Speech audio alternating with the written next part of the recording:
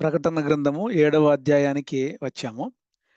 ఒకసారి 7వ అధ్యాయము వెళ్ళకముందు ఆహ్, కొన్ని ముఖ్యమైన అంశాలు నేను ప్రతి సెషన్‌లో గుర్తు చేయాలని ఇష్టపడతా ఉంటున్నాను. ఏంటంటే, మనము ప్రకటన గ్రంథము చదువుకుంటూ, నేర్చుకుంటూ ఉన్న సమయంలో ఈ 3 సంగతులు మనము ప్రత్యేకంగా గుర్తుంచుకోవాలి. మనం చదవాలి. వీలైతే ఆడియో వింటే కూడా మంచిది. చదవడమే కాదు, వినడమే కాదు. మనము అప్లై చేసుకునేదానికి వ్రాయబడిన సంగతులను మనము అర్థం చేసుకొని ఆహ్, సిద్ధపడే ఆ యొక్క కార్యక్రమంలో మనం ఉండాలని చెప్పి దేవుడు కోరుకుంటా ఉన్నారు.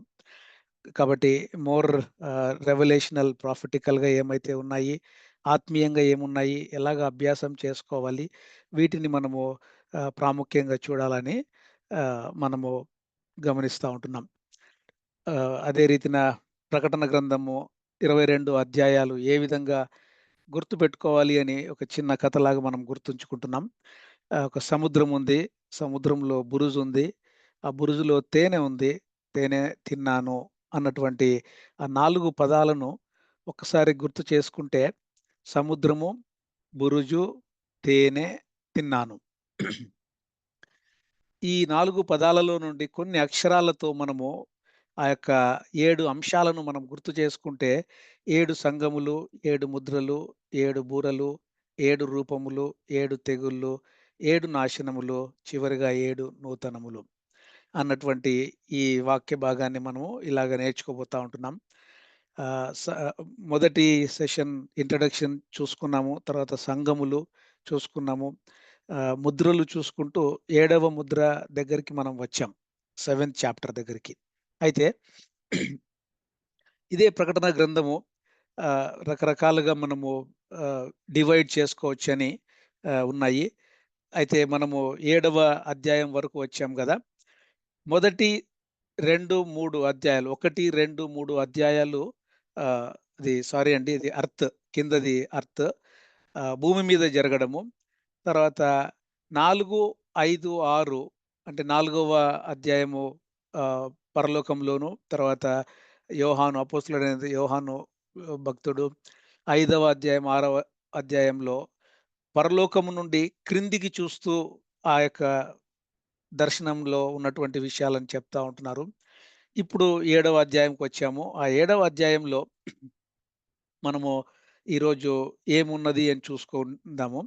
అయితే మరొకసారి ఇంకా ఆహ్, వేరే వేరే విధంగా కూడా ఈ 22 అధ్యాయాలని మనము ఎలాగ చూసుకోవచ్చు. వ్యూ ఇన్ హెవెన్, తర్వాత view in new heaven, view in heaven, view on earth అన్న 3 డివిజన్స్ ప్రకారము ఈ చాప్టర్స్‌ని డివైడ్ చేసుకొని కూడా మనము చూడొచ్చు అని ఇక్కడ ఉంది. అలాగే నేను క్లియర్‌గా ఇంకా రాశాను. ఇవన్నీ మీకు ఇస్తాను కాబట్టి మీరు సెల్ఫ్ స్టడీలో ఈ డీటెయిల్డ్‌గా చూసుకోవాలనుకుంటే చూసుకోవచ్చు. అయితే ఈ ప్రకటన గ్రంథంలో అన్ని ఫుల్ ఆఫ్ సెవెన్స్‌ని మనం చూస్తూ వచ్చాం. అన్నీ 7 అని. 7 సంఘాలు, 7 ఆత్మలు, 7 దీపాలు, 7 నక్షత్రాలు ఇలాగా 7, 7 అని అనేక సార్లు కనపడతా ఉంటది. అన్నీ ఒక చోట క్రోడీకరించి మనము ఇక్కడ చూస్తా ఉంటున్నాం. అయితే ఈ 7వ అధ్యాయంలో కూడా ఆరాధన అనేది వస్తది. 4, 5 అధ్యాయాలలో ఆరాధన వచ్చింది. అలాగే ప్రకటన 22 అధ్యాయాలలో 7 సార్లు ఆరాధన పరలోకంలో జరిగే ఆరాధనని మనము నేర్చుకోగని చూసుకోగలుగుతాము. ఆ విధంగా మనము సంఘాల గురించి నేర్చుకున్నాము. అయితే ఈ 7 ముద్రలలో 7వ ముద్ర దగ్గరికి వచ్చినప్పుడు సైలెన్స్ ఇన్ హెవెన్. ఈ 7వ ముద్ర విప్పక ముందు ఉండే అధ్యాయము 7వ అధ్యాయము. కాబట్టి 7వ అధ్యాయము యాక్చువల్‌గా ఈరోజు బూరలు చూసుకుందాం అనుకున్నాము. కానీ బ్రదర్ మనము కొంచెం స్లోగా వెళ్ళినా పర్వాలేదన్నారు కాబట్టి నేను 7వ అధ్యాయాన్ని ఇంక కొంచెము డీటెయిల్డ్‌గా మనము చదువుకుందామని అనుకుంటా ఉన్నాను. ఒకసారి గమనిస్తే మొదటివి 7 ముద్రలు. అయితే 7వ ముద్ర ఓపెన్ చేస్తే అది 7 బూరలు. 7 ట్రంపెట్స్. అయితే ఆ సెవెంత్ ట్రంపెట్ ఓపెన్ చేసినప్పుడు 7 బౌల్స్. ఆ 7 7 బౌల్స్ గురించి ఆహ్, విశదీకరించబడి ఉంటది. అయితే దేవుడు ఎందుకు ట్రిబ్యులేషన్స్‌ని, శ్రమలను, మహాశ్రమలను ప్రజల మీదికి అనుమతిస్తున్నారు అని మనం చూసుకున్నప్పుడు 3 రీజన్స్‌ని మనము గుర్తు చేసుకోవచ్చు. 3 రీజన్స్ ఏవంటే టు వేకప్ అన్‌బిలీవర్స్, అవిశ్వాసులు ఏంటిది? ఏం జరుగుతా ఉంది అని క్రీస్తు ప్రభువుల వారిని రక్షకుడుగా అంగీకరించేదానికి. అలాగే to wake up and shake up the nation of Israel. ఇశ్రాయేలీయుల గురక ఇంకా ఎంతోమంది క్రీస్తు ప్రభువుల వారిని మెస్సయ్య అని అంగీకరించలేకపోతా ఉన్నారు. మెస్సయ్య గురించి వెయిట్ చేస్తా ఉంటున్నారు. అలాగే టు మేకప్ గాడ్స్ కింగ్డమ్. దేవుని యొక్క రాజ్యాన్ని కట్టేటటువంటి విషయంలో దేవుడు ఫిల్టర్ చేస్తూ ఉన్నటువంటి ఆ క్రమాలను ఆధారంగా చేసుకొని ఆ గ్రేట్ ట్రిబ్యులేషన్స్‌ని మనము అర్థం చేసుకోవాలని నేను చూస్తా ఉంటున్నాను. 6, 7, 8 అధ్యాయాలను ఒకసారి చూస్తే కిందటి సెషన్‌లో మనము 6వ అధ్యాయాన్ని చూసుకున్నాము. 6వ అధ్యాయము 12వ వచనంలో ఆ యొక్క 6వ ముద్ర విప్పగా అని ఉంటది.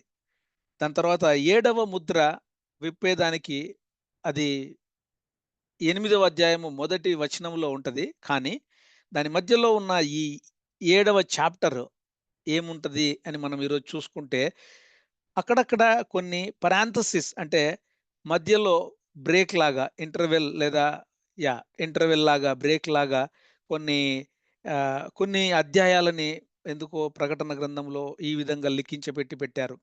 అన్నీ కూడా సీక్వెన్స్‌గా లేవు. కాబట్టి ఈ 7వ అధ్యాయము పారాంథసిస్ అంటే మధ్యలో ఉండే అధ్యాయాన్ని మనము చూసుకోవాలని ఈ అన్ని వచనాలు నేను చదవడం లేదు కానీ, ఒకసారి గమనిస్తే ఈ 7వ అధ్యాయము 4 భాగాలుగా మనం ఆహ్, విడిగా చూసుకోవచ్చు. మొదటి 3 వచనాలు ఆ యొక్క జడ్జిమెంట్ ఒక 30 నిమిషాలు ఆగిపోవడము. తర్వాత 144,000 మంది 12 తెగల నుండి 144,000 మంది ఇశ్రాయేలీయులు. తర్వాత గ్రేట్ మల్టిట్యూడ్ అనేకమైన జనము అని మూడవ భాగముగా, నాలుగవ భాగము ఎవరు ఆ గ్రేట్ మల్టిట్యూడ్ అన్నటువంటి భాగముగా 4 భాగాలను మనము ఈ 7వ అధ్యాయంలో గమనించవచ్చు. అయితే దయచేసి గమనించండి. 6వ అధ్యాయము 17వ వచనంలో ఈ విధంగా ఇంగ్లీష్‌లో ఈ విధంగా క్వెషన్‌తో ఎండ్ కాబడతది. When that great day of God's wrath has come who can stand? ఎవరు నిలబడగలుగుతారు? ఇంకా ఎవరు రక్షింపబడగలుగుతారు? అన్నటువంటి మాటతో ఆ యొక్క 6వ అధ్యాయము ముగించబడతది. ఒకసారి మనం గమనిస్తే అది 7వ అధ్యాయంలో ఆన్సర్‌గా మనం చూడొచ్చు. 7వ అధ్యాయంలో 2 గ్రూపులను ఇక్కడ 2 సెక్షన్స్‌గా లేదా 2 పార్ట్స్‌గా మనము 7వ అధ్యాయాన్ని చూస్తే, మొదటి కొన్ని వచనాలు, మొదటి 8 వచనాలు ఈ 144,000 మంది వారి గురించి వ్రాయబడి ఉంటది. తర్వాత 9 నుంచి మిగిలిన వచనాలన్నీ కూడా 9-17 వరకు ఆహ్, గ్రేట్ మల్టిట్యూడ్ అనేకమైన జనము గురించి వ్రాయబడి ఉంటది. అయితే దయచేసి ఇదే ఈ 144,000 రెవల్యూషన్ మళ్ళీ 14వ చాప్టర్‌లో గూడా వస్తది. మొదటి 5 వచనాలలో. అలాగే ఇక్కడ గ్రేట్ మల్టిట్యూడ్ గురించి మళ్ళీ రెవల్యూషన్ ప్రకటన గ్రంథము 20వ అధ్యాయంలో కూడా రిపీట్ అవుతది. సో, అప్పుడు మనము రిపీట్ అయినప్పుడు కాంట్రాస్ట్ 7 చాప్టర్‌లోకి 14 చాప్టర్‌కి ఏంటి? వాళ్ళెవరు? వీళ్ళెవరు? అని మనం చూసుకోవచ్చు. అలాగే 20వ అధ్యాయం వచ్చినప్పుడు మనము ఈ 7వ అధ్యాయము క్రాస్ రెఫరెన్స్ మనము చేసుకోవచ్చు. దయచేసి గమనించండి. ఈ 7వ అధ్యాయము మనకు ఎవరిని గుర్తు చేస్తుందంటే, విశ్వాసులు అంటే ఎవరైతే ఫెయిత్‌ఫుల్‌గా ఆ ట్రిబ్యులేషన్ టైమ్‌లో ఎవరైతే ఫెయిత్‌ఫుల్‌గా ఉంటారో వారి గురించి వ్రాయబడినట్లుగా మనము చూస్తా ఉంటున్నాం. ఒకసారి గమనిస్తే ఈ 2 sections of group of people మొదటి 8 వచనాలు ఇశ్రాయేలీయుల గురించి ఆ యొక్క ఫిగ్ ట్రీ ఆహ్, 12 ట్రైబ్స్ తెగలు తర్వాత 12 గోత్రాలు 144,000 మంది స్కాటర్ అయిన వాళ్ళు, తర్వాత సారీ, నంబర్ తప్పు పడిందండి అక్కడ. ఆహ్, ఆ యొక్క గ్రూపు, తర్వాత 9-17 గ్రూపు. అయితే ఇంకా క్రాస్ రెఫరెన్సెస్ మనము ఒకసారి చూసుకుంటే, నేనిక్కడ పెట్టాను. అన్ని రెఫరెన్సెస్ నేనిప్పుడు చదవను, లేదా వాటిని మనం కొన్ని ఒకవేళ చూస్తామేమో. అయితే ఒకసారి గమనిస్తే, ఈ 2 గ్రూపు ప్రజలుగా మనము 7వ అధ్యాయంలో చూస్తా ఉంటున్నాం. వారు ఒకటా, లేదా 2 వేరు వేరు గ్రూపులా? మనము ఇంకా కొంచెము నెక్స్ట్ స్లైడ్స్‌లో గమనిస్తామండి. అయితే మొదటి 3 వచనాలను ఒకసారి చూస్తే, నలుదిక్కుల నుండి, 4 కార్నర్స్ నుంచి ఆ దేవదూతలు ఆ యొక్క వాయువులను, ఆ యొక్క గాలిని పట్టుకున్నట్లుగా మనము ఇక్కడ చదువుతా ఉంటున్నాం.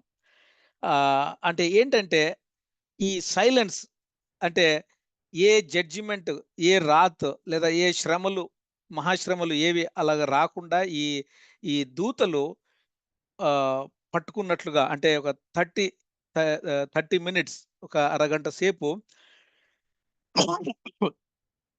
ఆహ్, ఇదే మనం 8వ అధ్యాయంలో గూడా చూసుకుంటాము.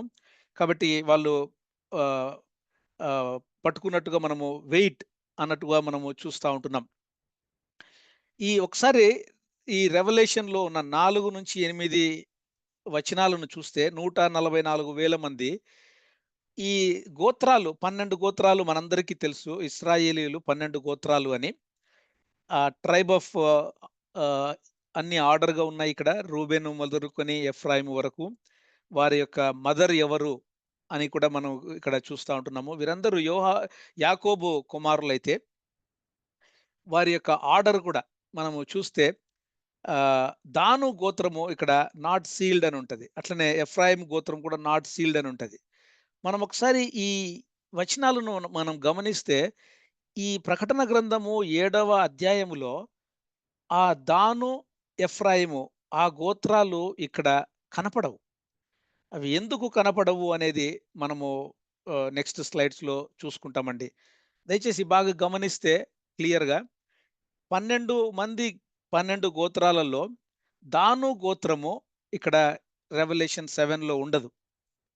అలాగే ఎఫ్రాయిము గోత్రము ఇక్కడ యాకోబు యోసేపును ఆశీర్వదిస్తూ, నీకు 2 పాళ్ళు ఆహ్, ఇస్తున్నానట్లుగా ఆశీర్వాదము యోసేపుకు తన తండ్రి యాకోబు ఇస్తారు. అయితే అంటే అక్కడ ఎఫ్రాయిము, మనస్సే వాళ్ళిద్దరూ ఏర్పరచబడిన వారుగా, ఆశీర్వాదము పొందిన వారుగా మనము చూస్తాము. కానీ రెవల్యూషన్ 7 చాప్టర్‌కొచ్చినప్పుడు దాను గోత్రము ఉండదు. అలాగే ఎఫ్రాయిము గోత్రం ఉండదు. ఎఫ్రాయిము బదులు తిరిగి యోసేపు గోత్రం కనపడుతుంది. అలాగే దాను గోత్రం ఉండదు. కానీ దాను గోత్రం బదులు ఇక్కడ మనము మనస్సే గోత్రాన్ని మనము చూస్తా ఉంటున్నాం. అయితే ఎందుకు అట్లా అని ఒకసారి మనము చూస్తే, వారి యొక్క హిస్టరీని మనము చూసుకుంటే, ఐగుప్తు దేశానికి ఇశ్రాయేలీయులు 1500 క్రీస్తు శకము 1500 సంవత్సరాలలో పోయినారు. అయితే సొలొమోను రాజు చనిపోయే ఆ సమయము తర్వాత, తన యొక్క కుమారుడైన రెహబాము రాజ్యముగా ఉన్నప్పుడు, ఈ ఇశ్రాయేలీయుల రాజ్యము 2 రాజ్యాలుగా విడిపోతది. సదరన్ తర్వాత అలాగే ఆహ్, నార్దర్న్ కింగ్‌డమ్, 2 రాజ్యాలు, ఉత్తరము, దక్షిణము అని.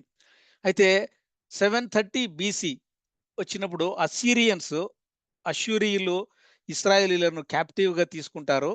అప్పుడేమైతదంటే, ఈ ఉత్తర రాజ్యము, నార్దర్న్ కింగ్‌డము, అది ఇంకా ఎళ్ళిపోతది. అది ఉండదు. ఓన్లీ సదరన్ కింగ్‌డము క్యాప్టివ్‌గా ఉండడము జరుగుతది.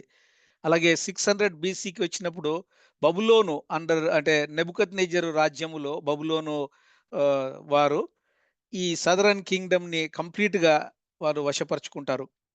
అయితే దేవాది దేవుడు యిర్మీయా ప్రవక్తకు ప్రవచనం రూపంలో ఇచ్చినప్పుడు, 70 సంవత్సరాల తరువాత మిమ్మల్నందరినీ తిరిగి సమకూరుస్తాను అనే వాగ్దానం చేస్తారు.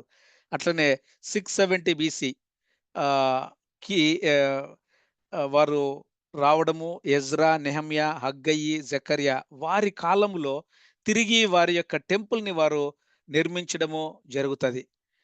కానీ 1948, 67 ఆ ప్రాంతాలలో ఆహ్, రెమనెంట్ ఆఫ్ ఇజ్రాయెల్ అంటే అందరూ తిరిగి చేకూర్చబడి వారికంటూ ఒక ఒక స్టేట్ ఇప్పుడు ఉన్న కరెంట్ స్టేట్ ఇజ్రాయెల్ స్టేట్ 1948లో అది రావడము జరుగుతా ఉంటది. స్వాతంత్రం రావడము. అప్పటినుంచి వాళ్ళు ఆ యొక్క రాజ్యాన్ని 1967 నుంచి ఇంకా కంప్లీట్‌గా పూర్తిగా వారు రాజ్యాన్ని పరిపాలిస్తుంటున్నట్లుగా ఇది వారి యొక్క హిస్టరీని మనం చూస్తుంటున్నాం. అయితే దయచేసి గమనించండి. దాను గోత్రము, దాను గోత్రము ఆహ్, ఎందుకు ఇక్కడ ఉండదు అని చూసినప్పుడు, ఆ యొక్క దాను గోత్రములో ఉన్నవారు విగ్రహారాధికులను, వ్యభిచారులుగాను, తర్వాత రెబెల్‌గా అంటే ఇ ఎదిరించేవారుగాను, మిగిలిన గోత్రాలను కూడా ఇన్‌ఫ్లూయెన్స్ చేస్తూ మిగిలిన గోత్రాలు గూడా ఈ విగ్రహారాధన, ఈ వ్యభిచారంలోకి నెట్టడము అట్లాంటి ఇన్‌ఫ్లూయన్స్ చేశారు. అందుకు దేవుడికి మరి ఏమైనా దేవుడికి ఆహ్, శాపగ్రస్తులై ఆ విధంగా ఏమైనా దాను గోత్రం వాళ్ళు లేరేమో అని అంటా ఉంటారు. ఇంకొక పాయింట్ కూడా మనం చూస్తే కొంతమంది స్కాలర్స్ దాను గోత్రము నుండి యాంటీ క్రైస్ట్ రావచ్చేమో అని కూడా ఊహిస్తారు. దానికంటూ కొన్ని రెఫరెన్సెస్ ఉన్నాయి. ఆదికాండము, ద్వితీయోపదేశ కాండము, ఇర్మియా గ్రంథాలలో.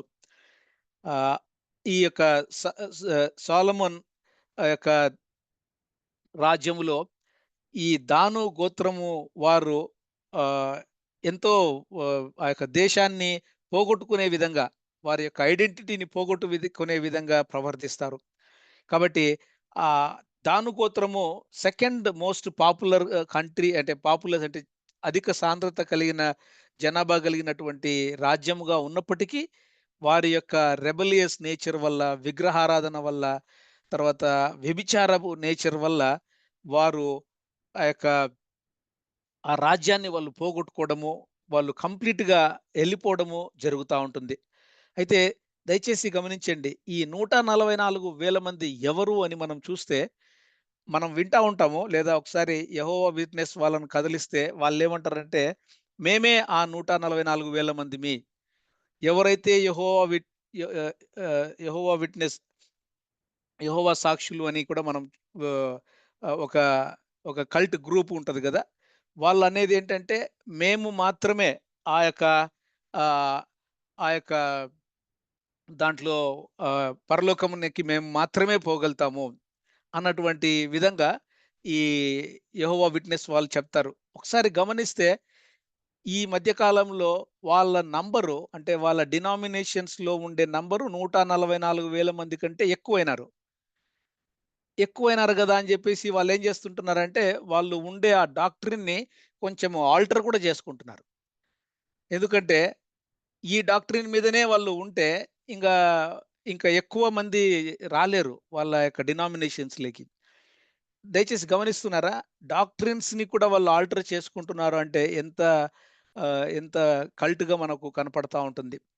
కాబట్టి ఈ 144,000 మంది ఎవరు అని మనము ప్రకటన గ్రంథము 7వ అధ్యాయంలో చూస్తుంటున్నాము. కానీ వారి యొక్క డిస్క్రిప్షన్ 14వ అధ్యాయంలో వారు వర్జిన్స్ అని వ్రాయబడి ఉంటది. దాన్ని బట్టి కూడా ఈ యెహోవా విట్‌నెస్ వాళ్ళందరూ వర్జిన్సా? కాకపోవచ్చు. దాన్ని బట్టి కూడా వాళ్ళు ఆ డాక్ట్రిన్‌ని మార్చుకోవడము. తర్వాత ఈ 144,000 మంది ఇక్కడ వ్రాయబడిన వాళ్ళు యూదులు. ఎంతమంది నిజంగా యెహోవా విట్‌నెస్‌లో యూదులున్నారు అని చూస్తే మేబీ అందరూ కాకపోవచ్చు. కాబట్టి ఈ విధంగా ఈ 144,000 మంది మాత్రమే పరలోకానికి పోతారు అనేది తప్పు. కరెక్ట్ కాదు అని మనము క్లియర్‌గా ఆహ్, అర్థం జేసుకోవచ్చు. అలాగే ఇక్కడ ఈ 144,000 మంది ఈ యొక్క టెంపుల్ లోకి ఎంటర్ అవుతారు. టెంపుల్‌లోకి ఎంటర్ అయ్యి అంటే వారు మాత్రమే అంటే ఇంకొక వెర్షన్ వారు మాత్రమే ఆలయములోకి వెళ్ళి, ఆ యొక్క ఆలయములో జరిగే కార్యక్రమాలను జరిగించాలి, వాళ్ళు మాత్రమే జరిగిస్తారు అన్నటువంటి ఒక అండర్‌స్టాండింగు.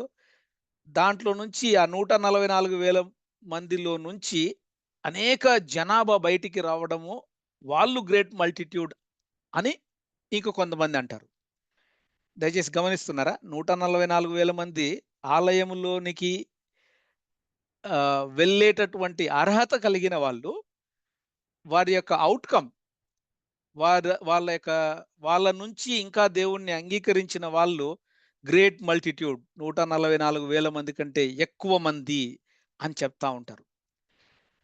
వారు ఎవరు అంటే పర్సిక్యూటెడ్ క్రైస్తవులు, క్రిస్టియన్స్, తర్వాత ప్యూరిఫైడ్ క్రిస్టియన్స్, ఆహ్, చర్చ్, అట్లనే ప్రాస్టిట్యూటెడ్ ఆహ్, ఆహ్, నుంచి బయటికొచ్చినటువంటి సంఘము, ప్రతి ఆహ్, దేశంలో నుండి, ప్రతి హ్మ్, ప్రజల్లో నుండి, ప్రతి every tongue, every nation, every people అని. అలాగే ఇంకొక వర్షన్ ఏంటంటే, ఈ 144,000 మంది సింహానికి గుర్తుగాను, గ్రేట్ మల్టిట్యూడ్ లాంబ్‌కి గుర్తుగాను, అంటే 144,000 మంది ఇశ్రాయేలీయులుగాను, గ్రేట్ మల్టిట్యూడ్ చర్చ్‌గా గాను నిర్వచనంగా కూడా కొంతమంది చెప్తా ఉంటారు. అయితే దయచేసి మనం గమనిస్తే ఆహ్, 7వ అధ్యాయము 11వ వచనంలో దేవదూతలందరూను సింహాసనమును చుట్టూను, పెద్దల చుట్టూను, ఆ 4 జీవుల చుట్టూను నిలువబడి ఉండిరి. వారు సింహాసనము ఎదుట సాష్టాంగపడి నమస్కారము చేస్తూ, దేవుణ్ణి ఆరాధిస్తూ, స్తుతిస్తూ ఉన్నటువంటి మాటని మనం ఇక్కడ ఆరాధనగా చూస్తా ఉంటున్నాం. అయితే దయచేసి గమనించండి దేవుని బిడ్డలారా. ఇక్కడ మనము ఒకసారి నేను ఇంకా కొన్ని మీకు పిక్చర్స్‌ని మీ ముందుకు తీసుకురావాలని ఇష్టపడతా ఉంటున్నాను. ఈ దానియేలు గ్రంథము 2వ అధ్యాయంలో కూడా ఈ ఆర్డర్ ఆఫ్, అంటే ఈ మోడరన్ డే జడ్జిమెంట్స్ ఎట్లా ఉంటది? ఏమి అని, అలాగే ఈ 144,000 మంది ఎక్కడ వస్తారు? వారు ట్రిబులేషన్ అంటే శ్రమలు, మహాశ్రమల నుండి వస్తారు అని చూడండి. సీలింగ్, వారు ముద్రింపబడతారు. అలాగే వారు గ్రేట్ మల్టిట్యూడ్ ఆరాధన చేసేటటువంటి వారుగా. తర్వాత నేను ఇక్కడ డీటెయిల్డ్ ఎక్స్‌ప్లనేషన్స్ ప్రతి ప్యాసేజ్‌కి నేను ఇక్కడ ఇచ్చాను. అయితే నేను ఇప్పుడు ఎక్స్‌ప్లెయిన్ చేయడం లేదు కానీ పీపీటీలో ఉంటది. అది ఇంగ్లీష్‌లో ఉంది. దయచేసి గమనించండి. నేను తెలుగులోకి అనువదించలేకపోయాను. ఉన్నది ఉన్నట్లుగా. ఇక్కడ ఈ 144,000 మంది శ్రమల కాలములో నుండి బయటికి రావడము, ఇవన్నీ మనం చూస్తే ఇక్కడ ఈ శ్రమల కాలం తర్వాత లాస్ట్ వీక్ కూడా కొంతమంది బ్రదర్ వాళ్ళు అడిగారు. ఈ రాప్చర్ ఏంటి? ఎట్లా ఉంటది? ఏమి అని. ఒకవేళ వీలైతే ఆహ్, ఆ టాపిక్‌ని కూడా నేను ఈరోజు కొంచెం క్లియర్‌గా మీకు గుర్తు చేయాలని, అంటే ఇక్కడే కవర్ చేయాలని చెప్పి నేను ఇష్టపడతా ఉంటున్నాను. ఎందుకు అంటే ఇక్కడ the day of the lord, అంటే ద జడ్జిమెంట్ డే అనేది ఇక్కడ 7వ అధ్యాయంలో మనము మాటను చదువుకుంటాం.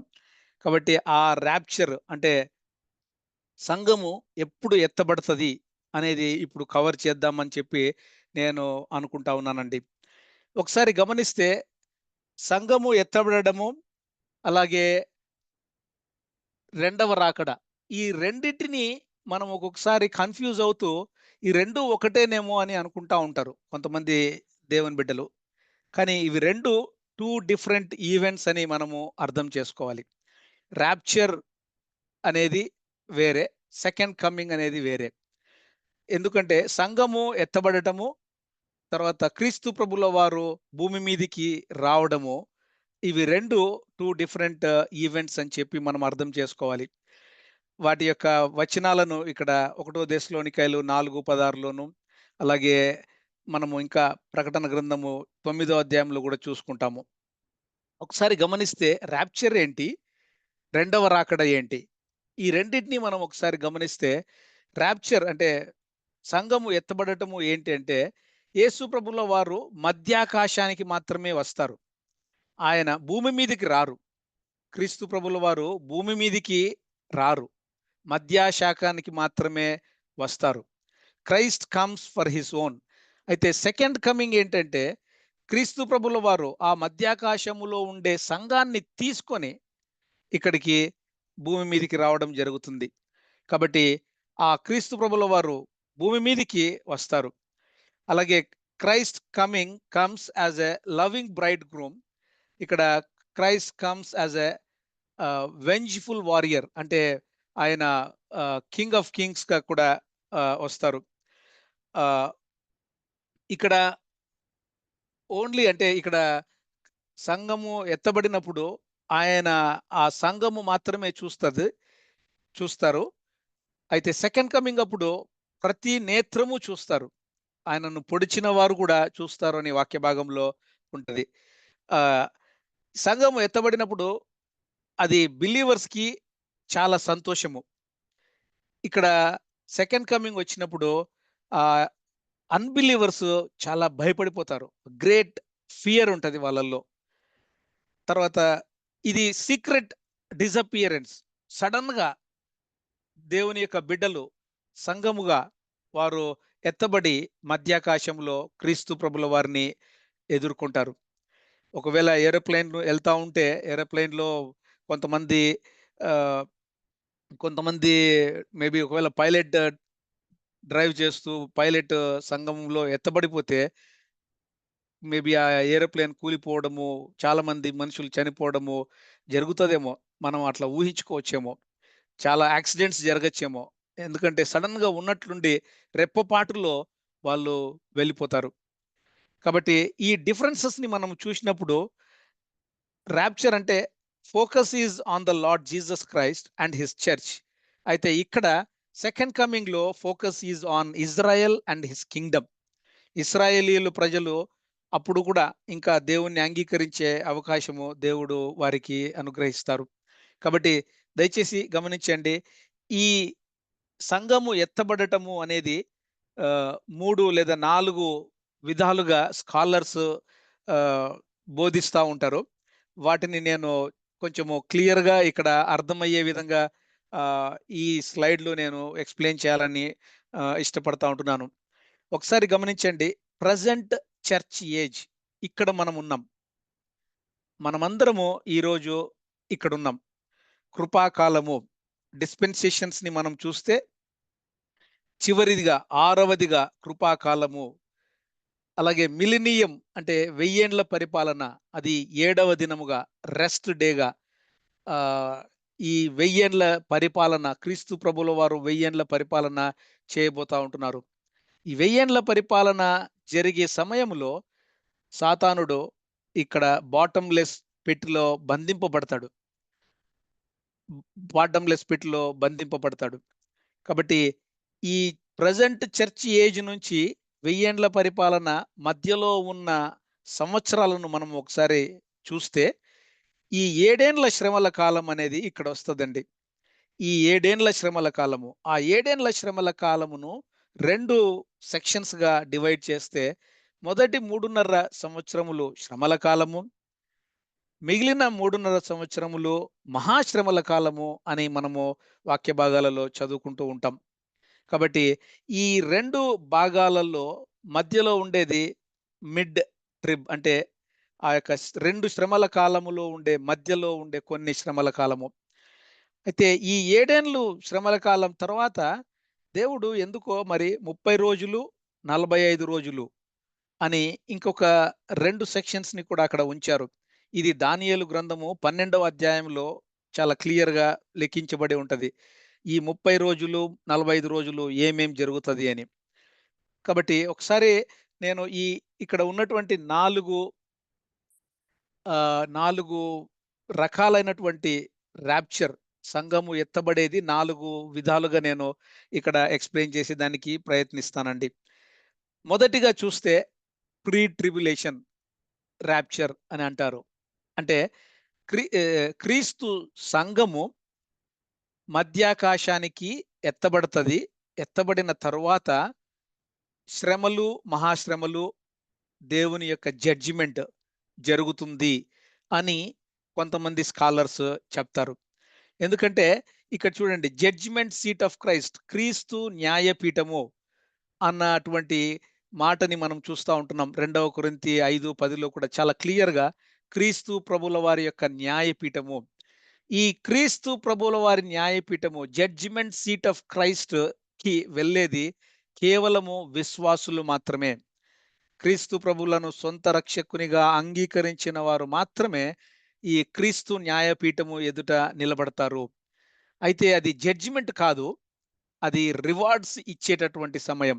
అంటే ఆహ్, ఆ జడ్జి చేసి మనకి ఆహ్, మనల్ని పనిష్మెంట్ ఇచ్చేటటువంటి సమయం కాదది. అక్కడ పనిష్మెంట్ రాదు కానీ రివార్డ్ ఇస్తారు. క్రీస్తు ప్రభుల వారు ఈ భూమి మీద మనము నివసించిన ఆ యొక్క నమ్మకత్వాన్ని బట్టి నమ్మకమైన మంచి దాసుడా అని కూడా మనం మత్తయిలో చూస్తా ఉంటున్నాం గదా! ఆ విశ్వాసులకు డిఫరెంట్ కిరీటాలు, బహుమతులు, తర్వాత బిరుదులు ఇచ్చేటటువంటి సమయము ఆ జడ్జిమెంట్ సీట్ ఆఫ్ క్రైస్ట్. అక్కడికి విశ్వాసులు మాత్రమే వెళ్తారు. అయితే ఇంకొక జడ్జిమెంట్ ఉంది. White throne judgement. అది నేను చివర్లో చెప్తాను. అయితే మొదటి అంశము ప్రీ ట్రిబ్యులేషన్ రాప్చర్. అంటే క్రీస్తు ప్రభువుల వారి సంఘము ఎత్తబడిన తరువాత శ్రమలు, మహాశ్రమలు వస్తాయి, జరుగుతాయి అని చెప్పేటటువంటి మొదటి భాగము. అయితే రెండవదిగా మనం చూస్తే మిడ్ ట్రిబ్యులేషన్ అంటే ఏంటి? ఈ 3:30 సంవత్సరాలు మధ్యలో ఇంకొక 3:30 సంవత్సరాల మధ్యలో ఉండే ఆ సమయంలో రాప్చర్ వస్తది. అంటే సంఘము సగము శ్రమల గుండా వెళ్తది. తర్వాత సంఘము ఎత్తబడిపోతది.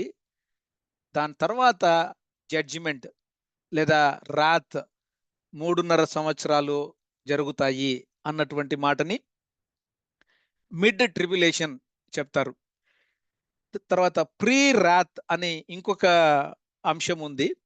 ఆ ప్రీ రాత్ అని ఏంటంటే ఈ సైతానుడు నుంచి మనకు తెచ్చే ఉపద్రవాల అవన్నీటి తర్వాత మెయిన్ జడ్జిమెంట్ రాకముందు దీన్ని ఏమని కూడా మనము అనుకోవచ్చంటే దేవుని యొక్క ఉగ్రతకు మనము తాళ్ళు అంటే మనము తట్టుకోలేము. కానీ మనిషి యొక్క ఉగ్రత అంటే మనిషి యొక్క కోపము సైతానుడు మనిషి రూపములో మనుషుల ద్వారా తెచ్చేటటువంటి ఆ ఉపద్రవాల్ని మనము తట్టుకోగలుగుతాము అన్నటువంటి అండర్‌స్టాండింగ్‌ని ప్రీ రాత్ ట్రిబ్యులేషన్‌గా చెప్తారు. అయితే మూడవది పోస్ట్ ట్రిబ్యులేషన్. పోస్ట్ ట్రిబ్యులేషన్ అంటే ఏంటి? ఈ జడ్జిమెంట్ అంటే సంఘము కూడా శ్రమలు, మహాశ్రమల గుండా వెళ్తది. ఈ 7 ఏండ్ల శ్రమల కాలము, మహాశ్రమల కాలములో సంఘము కూడా వెళ్ళాల్సిందే అన్నటువంటి ఆ యొక్క థియరీని కొంతమంది స్కాలర్స్ చెప్పేది 4వ అంశముగా పోస్ట్ ట్రిబ్యులేషన్. అంటే ఈ శ్రమల కాలము, మహాశ్రమల కాలము అయిన తరువాత సంఘము మధ్యాకాశానికి క్రీస్తు ప్రభుల వారి దగ్గరికి ఆకర్షింపబడతది. మధ్యాకాశానికి చేర్చబడతది అన్నటువంటి థియరీని చెప్తారు. అయితే ఇక్కడ 30 రోజులు, 45 రోజులు ఎందుకు అంటే ఆఫ్టర్ ట్రిబ్యులేషన్ సమ్ క్లీనప్ లాగా అని కూడా మనం అనుకోవచ్చు. ఆహ్, అయితే ఇక్కడ నేను ఇంకొక మాటను చూపించాలనుకుంటున్నాను. ఈ 1000 ఏండ్ల పరిపాలన అయిన తరువాత అప్పుడు ఈ బాటమ్‌లెస్ పిట్‌లో నుండి ఈ సైతానుడిని తర్వాత అవిశ్వాసులు ఉండేటటువంటి హేడీస్, షియోల్, భూగర్భములో తర్వాత సముద్రము కూడా తన యొక్క ఆత్మలను అప్పగిస్తది. భూమి తన యొక్క ఆత్మలను అప్పగిస్తది. ఇవన్నీ కూడా మనము చదువుకుంటూ ఉంటాం. అయితే వాటన్నిటిలో ఎవరైతే క్రీస్తు ప్రభుల వారిని అంగీకరించకుండా రెబెలియస్‌గా ఉంటారో వాళ్ళు ఈ white throne judgment, great white throne judgment, ధవల సింహాసన తీర్పు అన్నటువంటి ఆ తీర్పు దగ్గరికి వాళ్ళు చేర్చబడతారు. ఈ ధవల సింహాసనపు తీర్పు దగ్గరకి విశ్వాసులు ఎవ్వరూ వెళ్ళరండి.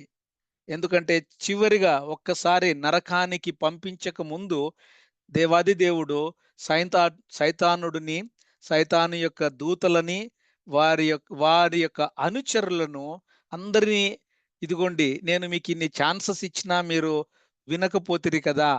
కాబట్టి మీకు ఈ శిక్ష అని చెప్పి అప్పుడు నరకానికి, నరకానికి, నిత్య నరకాగ్నికి పంపించడము జరుగుతది. కాబట్టి దయచేసి గమనించండి. ఈ 2 జడ్జిమెంట్స్ చాలా క్లియర్‌గా మనం అర్థం చేసుకోవాలి. ఒకటి బిలీవర్స్‌కి, ఇంకొకటి అన్‌బిలీవర్స్‌కి, సైతానుడికి.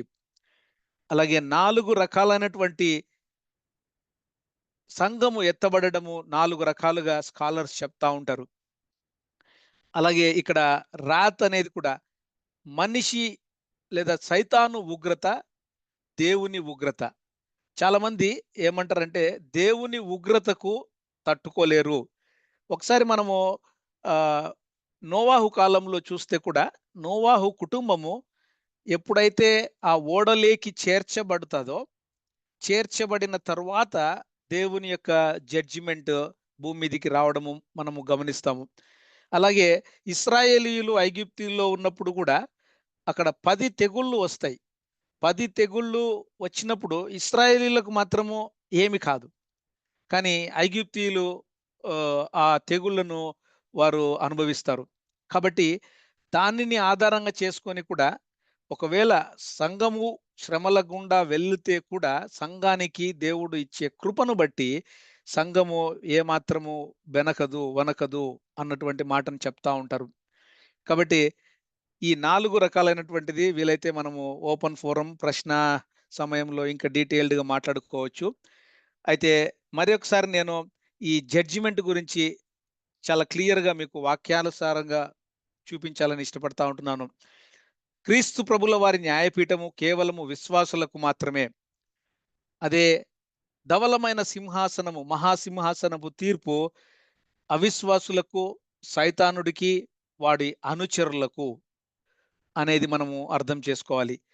దయచేసి ఈ అవిశ్వాసుల తీర్పు దగ్గరికి మనము కానీ, మన కుటుంబ సభ్యులు కానీ ఎవరు, ఎప్పుడు, ఎక్కడ అక్కడికి పోకుండా ఉండేటట్లుగా అందరము మనము విశ్వాసుల తీర్పు క్రీస్తు ప్రభుల వారి న్యాయపీఠం దగ్గరికి మనం వెళ్ళి అక్కడ రివార్డ్ తీసుకునే విధంగా మన ప్రవర్తన ఉండాలని చెప్పి మనము అంత నమ్మకంగా దేవునికి ఉండాలని చెప్పి దేవుడు మరొకసారి మనకు ఈ యొక్క తీర్పులు 2 రకాలైనటువంటి తీర్పుల్ని మన ముందుకు తీసుకొని వస్తా ఉంటున్నారు.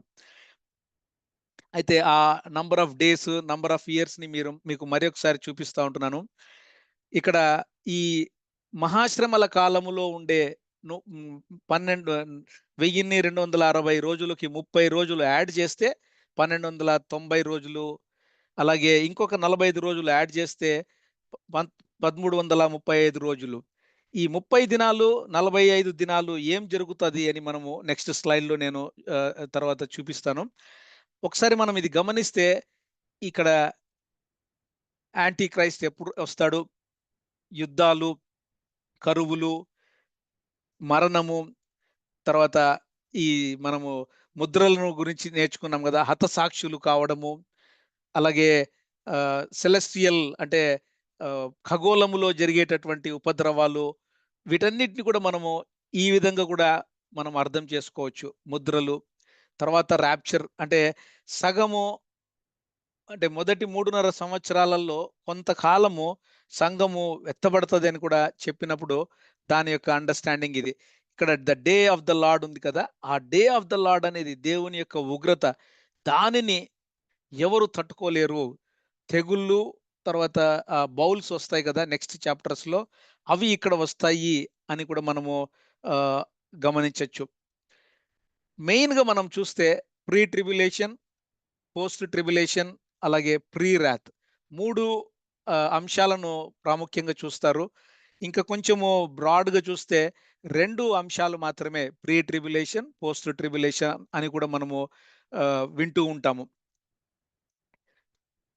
ఆ ప్రీ రాత్, రాప్చర్ ఎట్లా ఉంటది అని, తర్వాత రాప్చర్‌కి, సెకండ్ కమింగ్‌కి ఉన్నటువంటి అనేక వచనాల యొక్క డిఫరెన్సెస్‌ని కూడా నేను మీ మధ్య ఉంచుతా ఉంటున్నాను.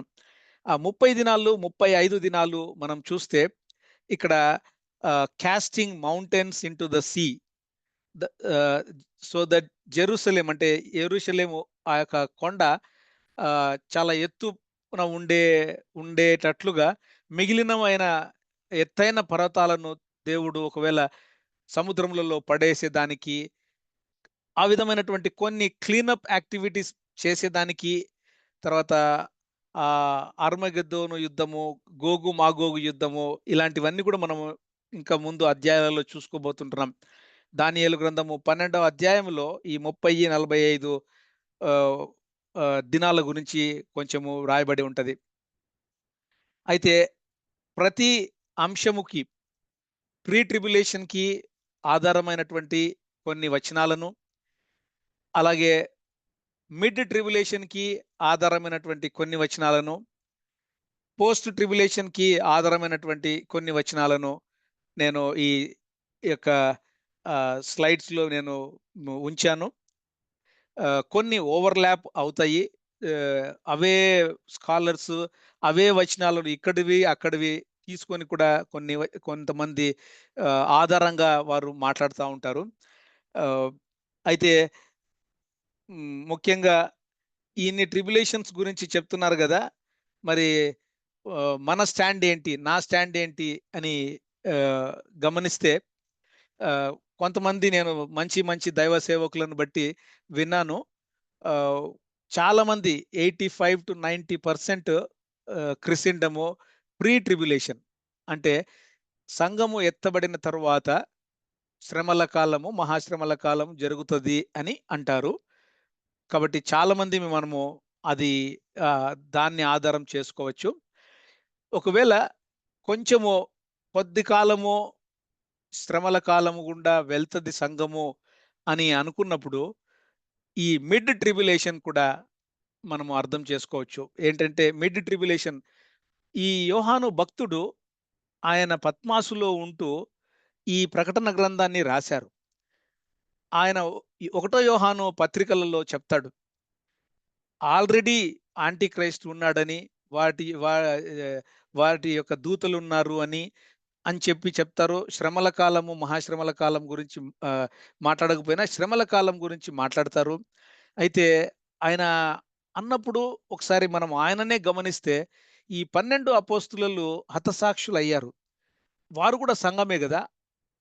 తర్వాత మనము అనేక మంది గ్రహం స్టెయిన్స్ గారు గాని, ఇట్లా అనేక మంది ఈ మధ్య కాలంలో మనము ప్రవీణ్ పగడాల గారు కూడా హతసాక్షి అని చెప్పి మనం వింటూ ఉంటున్నాం. కాబట్టి సంఘము ఒకవేళ కొన్ని శ్రమలు గుండా వెళ్తదేమో, కొంతమంది హతసాక్షులు అవుతారేమో అని చూసుకుంటే, మేబీ నేను ఒకవేళ ఈ మిడ్ ట్రిబ్యులేషన్ అన్నటువంటి దాంట్లో నేను ఈ మధ్య కాలంలో అది మనకు రెన్యూ అవుతూ ఉండొచ్చు. ఈరోజు ఉన్న అండర్‌స్టాండింగు మనము వాక్య భాగాలు చదివే కొద్దీ, చదివే కొద్దీ, చదివే కొద్దీ దేవుడు తన యొక్క ప్రత్యక్షతను మనకు ఆహ్, తెలియపరిచే కొద్దీ మన అండర్‌స్టాండింగ్ ఒకవేళ మారచ్చు.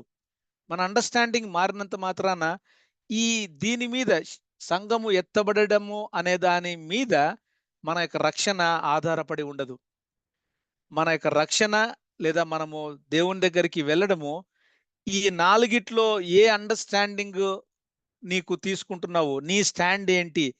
మన స్టాండ్‌ని బట్టి మన రక్షణ మనకు ఆధారపడి ఉండదు. కాబట్టి అది మనము గుర్తు చేసుకోవాలి. వాక్య భాగాలు మనం చదువుకుంటూ, చదువుకుంటూ ఉన్నప్పుడు పదే, పదే ఇదే వాక్య భాగాల్ని మనం చదువుతూ ఉన్నప్పుడు దేవుడు మన అండర్‌స్టాండింగ్‌ని మనకు రూపాంతరము చెందింప చేస్తూ మార్చొచ్చు. కాబట్టి ప్రభువుల వారు మనకు ఏ అండర్‌స్టాండింగ్ ఇస్తారో, మన మనోనేత్రాలు తెరిచి పరిశుద్ధాత్మ దేవుడు మనకు ఏదైతే అనుగ్రహిస్తారో, వాటిని మనము అర్థం చేసుకోవాలి. కానీ మన రక్షణ ఏమాత్రము ఈ అండర్‌స్టాండింగ్స్‌కి డిపెండ్ అయి ఉండదు అని చెప్పి నేను మరొకసారి మీ మధ్య విన్నవించుకుంటా ఉన్నానండి. కాబట్టి ఆహ్, ఇక్కడికి నేను ముగించాలని అనుకుంటున్నాను. ఒకవేళ మనము క్వెషన్ అవర్‌లో లేదా ఓపెన్ ఫోరమ్‌లో ఈ యొక్క డీటెయిల్డ్‌గా మనం ఇంకా మాట్లాడుకోవచ్చు. చివరగా ఒక చిన్న ప్రార్థన చేయాలని ఇష్టపడతా ఉంటున్నాను. ప్రేమ కలిగిన పరలోకపు తండ్రి, అత్యంత కృపా కనికరములు కలిగినటువంటి గొప్ప దేవ, ఈ దిన సమయంలో మీరు మాకు ప్రకటన గ్రంథము 7వ అధ్యాయంలో ఉండే ఆ యొక్క వర్సెస్‌ని తండ్రి ప్రభు దినము అయా మరి అలాగే the day of the lord అలాగే శ్రమల కాలము, మహాశ్రమల కాలము తండ్రి అలాగే మాకు సంఘము ఎప్పుడు ఎత్తబడుతుంది అన్నటువంటి అనేక లేఖన భాగాలను మా ముందుంచారు. పరిశుద్ధాత్మదేవ, మీరు మాత్రమే మమ్మల్ని సర్వసత్యంలోనికి నడిపిస్తారు. అయ్యా, మరి మా రక్షణని ప్రభా మరి మమ్మల్ని క్రీస్తు ప్రభుల స్వారూప్యంలోనికి మీరు మాత్రమే తీసుకెళ్ళగలుగుతారు. మేమందరము ప్రభుల వారి సన్నిధానంలో నిత్యత్వము తండ్రి మీతో ఉండేదానికి మీరు మాత్రమే మమ్మల్ని ప్రేరేపిస్తారని మా మనోనేత్రాలు తెరచి మమ్మల్ని సిద్ధపరచుమని ప్రభా మరి ప్రతి క్షణము ఇంకా ఊహ ప్రభా మరి మాకు ఉన్నటువంటి ఈ యొక్క ఆయుష్ ఉన్నంత వరకు మేము సిద్ధపడుతూ క్రీస్తు ప్రభుల వారిని మధ్యాకాశములో ప్రభా ఎదుర్కొనేందుకు ఒకవేళ మేము ఈ దినమే ఈ క్షణమే మా యొక్క ఆయుష్ని మేము విడిచిపెడితే ప్రభా మేము మీతో నిత్యత్వంలో తండ్రి మరి 1000 ఏండ్ల పరిపాలనలోను నిత్యత్వంలోను ఉండేదానికి మీరు మాకు సహాయం అనుగ్రహించమని, ఆ విధంగా తండ్రి మా యొక్క బైబిల్ స్టడీస్ని ఆశీర్వదించమని, ఇప్పుడు ప్రభా మేము మాట్లాడుకున్నటువంటి అంశాలను గురించి కూడా ప్రభా మరి మీరు మాత్రమే మమ్మల్ని సర్వసత్యంలోనికి తీసుకురమ్మని బ్రతిమాలుకుంటూ చిన్న ప్రార్థన యేసుక్రీస్తు ప్రభుల వారి అతి శ్రేష్టమైన నామంలో అడిగి వేడుకొంచుంటున్నాము స్వామి. ఆమెన్. ఆమేన్. ఆమేన్.